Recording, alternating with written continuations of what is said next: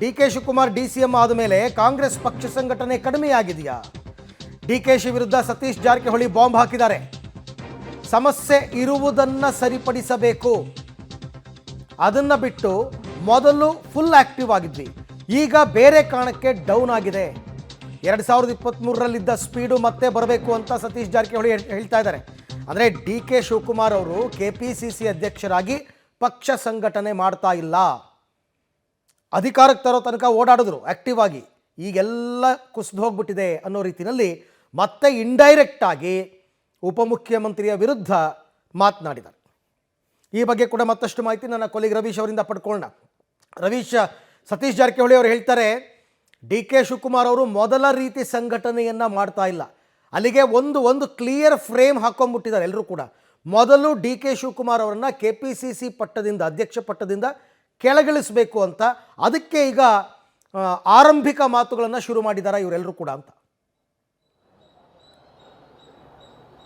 ಅರವಿಂದ್, ಖಂಡಿತವಾಗಿ ಕೂಡ 2023ರ ಪೊಲಿಟಿಕಲ್ ಸಿನಾರಿಯೋನೇ ಬೇರೆ ರಾಜ್ಯದಲ್ಲಿ. ಏಕೆಂದರೆ ಆ ಸಂದರ್ಭದಲ್ಲಿ ಗ್ಯಾರಂಟಿಗಳನ್ನು ತಂದಂಥ ಕಾಂಗ್ರೆಸ್ನ ನಾಯಕರುಗಳು ಸಿದ್ದರಾಮಯ್ಯ ಮತ್ತು ಡಿ.ಕೆ. ಶಿವಕುಮಾರ್ ಒಗ್ಗಟ್ಟಿನ ಜಪವನ್ನೇ ಮಾಡಿಕೊಂಡು ಚುನಾವಣೆಯನ್ನು ಎದುರಿಸಿದ್ರು. ಕಡೆ ತನಕವೂ ಕೂಡ ಆ ಒಂದು ಒಗ್ಗಟ್ಟು ನಮಗೆ ಮುರಿದಿಲ್ಲ ಅಂತ ಬಹಿರಂಗವಾಗಿ ಕೂಡ ಒಂದು ರೀತಿಯಲ್ಲಿ ತೋರ್ಪಡಿಸ್ಕೊಬಂದರು. ಅದರಲ್ಲಿ ಸಕ್ಸಸ್ ಕೂಡ ಆದರು. ಹಾಗಾಗಿ ಅದೇ ರೀತಿಯ ಫೋರ್ಸ್ ಈಗಲೂ ಇರಬೇಕಾ, ಇದ್ರ ಬಗ್ಗೆ ನಾನಾ ಚರ್ಚೆಗಳಾಗ್ತಾ ಇದೆ. ಯಾಕೆಂದರೆ ಎಲೆಕ್ಷನ್ ಇಲ್ಲ, ಏನಿಲ್ಲ, ಇಂಥ ಸಂದರ್ಭದಲ್ಲಿ ಆ ಫೋರ್ಸ್ ಏಕೆ ಬೇಕು ಅನ್ನೋದು ಕೂಡ ಡಿ.ಕೆ. ಶಿವಕುಮಾರ್ ಅವರ ವಾದ, ಅವರ ಬಣದ ವಾದ. ಅಂದರೆ ಚುನಾವಣೆ ಬಂದಂಥ ಸಂದರ್ಭದಲ್ಲಿ ಏನೆಲ್ಲ ಸ್ಟ್ರಾಟಜಿಗಳನ್ನು ಮಾಡಬೇಕು ಆ ಸ್ಟ್ರಾಟಜಿಗಳನ್ನು ನಾವು ಮಾಡ್ತಾ ಇರ್ತೇವೆ.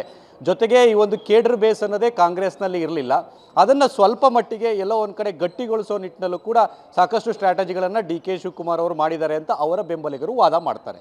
ಆದರೆ ಪ್ರಮುಖವಾಗಿ ಸರ್ಕಾರ ಮತ್ತು ಸರ್ಕಾರದ ಭಾಗ ಆಗಿರ್ತಕ್ಕಂಥ ಹಿನ್ನೆಲೆಯಲ್ಲಿ ಜೊತೆಗೆ ಪವರ್ ಶೇರ್ ಅನ್ನೋ ಒಂದು ಮುಂದಿನ ಭವಿಷ್ಯದ ಬಗ್ಗೆ ಸಾಕಷ್ಟು ಒಂದು ರೀತಿಯಲ್ಲಿ ಚಿಂತೆ ಮಾಡ್ತಾ ಇದ್ದಾರೆ ಡಿ.ಕೆ. ಶಿವಕುಮಾರ್ ಅವರು.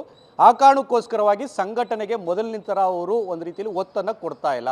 ಹಾಗಾಗಿ ನೀವು ಅವ್ರನ್ನ ಬದಲಾಯಿಸಬೇಕು ಅನ್ನೋ ಕೂಗನ್ನು ಒಂದು ರೀತಿಯಲ್ಲಿ ಆರಂಭಿಕವಾಗಿ ವ್ಯಕ್ತಪಡಿಸಿದ್ದಾರೆ. ಹಾಗಾಗಿ ಇದನ್ನು ಹೈಕಮಾಂಡ್ ಎಷ್ಟರ ಮಟ್ಟಿಗೆ ಸ್ವೀಕಾರ ಮಾಡುತ್ತೆ ಬಿಡುತ್ತೆ ಅನ್ನೋದು ಆ ಒಂದು ಫೆಬ್ರವರಿ ಮೊದಲ ವಾರ ಅಥವಾ 2ನೇ ವಾರದಲ್ಲಿ ಗೊತ್ತಾಗುತ್ತೆ. ಯಾಕೆಂದರೆ ಕೆ.ಸಿ. ವೇಣುಗೋಪಾಲ್ ಅವರು ಅವತ್ತು ಹೇಳಿದಂಥ ಮಾತಿಗೆ ಸ್ಟಿಕ್ಕನ್ ಆಗಿರ್ತಾರೋ, ಇಲ್ಲ ಕಾಲದಿಂದ ಕಾಲಕ್ಕೆ ರಾಜಕಾರಣದಲ್ಲಿ ಸ್ವಲ್ಪ ಏರುಪೇರುಗಳು ಇದ್ದೇ ಇರುತ್ತೆ, ಹಾಗಾಗಿ ಇದು ಬದಲಾವಣೆ ಆಗಲೇಬೇಕು ಅಂತ ಏನಿಲ್ಲ ಅಂತ ಒಂದು ರೀತಿಯಲ್ಲಿ ಎಲ್ಲವನ್ನೂ ಕೂಡ ಮ್ಯಾನೇಜ್ ಮಾಡ್ತೀವಿ ಅನ್ನೋ ನಿಟ್ಟಿನಲ್ಲೂ ಕೂಡ ಮುಂದುವರಿಸ್ತಾರೋ ಕಾದು ನೋಡಬೇಕಾಗತ್ತೆ. ಆದರೆ ತಲೆ ಎಣಿಕೆ ವಿಚಾರವನ್ನು ಒಂದು ರೀತಿಯಲ್ಲಿ ಬಹಿರಂಗವಾಗಿಯೇ ಸತೀಶ್ ಜಾರಕಿಹೊಳಿ ಬಿಟ್ಟಿರ್ತಕ್ಕಂಥದ್ದು ಮುಂದೆ ಸಾಕಷ್ಟು ಒಂದು ರೀತಿಯಲ್ಲಿ ಜಟಾಪಟಿಗೆ ಕಾರಣವಾಗುವಂಥ ಚಾನ್ಸಸ್ ಜಾಸ್ತಿ ಇರುತ್ತೆ. ಥ್ಯಾಂಕ್ ಯು ರವೀಶ್, ತಮಗೆಲ್ಲ ಮಾಹಿತಿಗಾಗಿ.